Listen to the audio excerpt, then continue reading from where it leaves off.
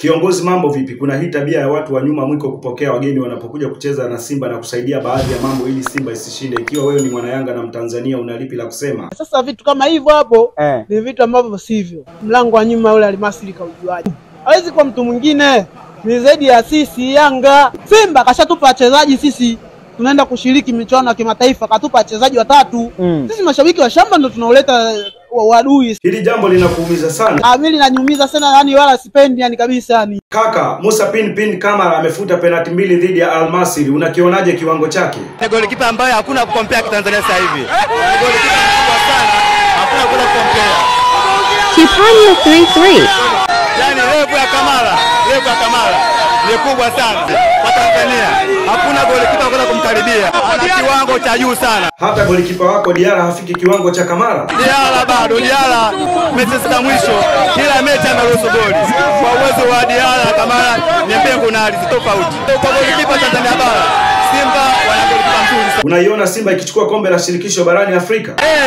Hakuna ambaye kwanza kuweka kipigamizi la Simba kwenda kwa finali. Jamaa, wewe ni mwana Yanga kindakindaki, uliwaandikia ujumbe gani Simba hapo? Na hapa niliwaandikia hawa wanavuka na wamevuka.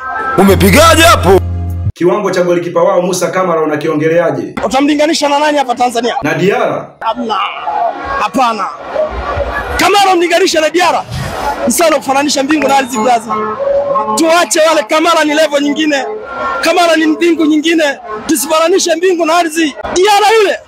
Diarra mfiki Kamara hata kwa 20% blaza. Kando na Kamara, ni mchezaji gani mwingine pale Simba unamkubali sana? Aliyenivutia zaidi naye maisha yangu ya soka pale Simba baada ya kuja Blazaki Hamza. Natamani moyo wangu ni upeleke Simba. Sasa kwa nini usihamie Simba? Nashindwa blaza, naipenda Yanga, moyo upo Yanga, lakini macho blaza, macho yanavyoona kwa Simba anaona vitu yani ni sawa na kipofu nimefunguliwa nimeona mbingu hivi. Akitaka mapenzi ya Mwenyezi Mungu nitahamia, ila kwa wakati huu blaza Simba amenipa burudani. Nimefurahi mno.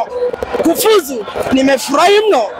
Napata burudani sasa hivi. Habari ndugu zangu, jipatieni bati za kisasa, wengi wanapenda kuita bati za Msauzi. Bati zetu ni imara na zinadumu sana kwa muda mrefu.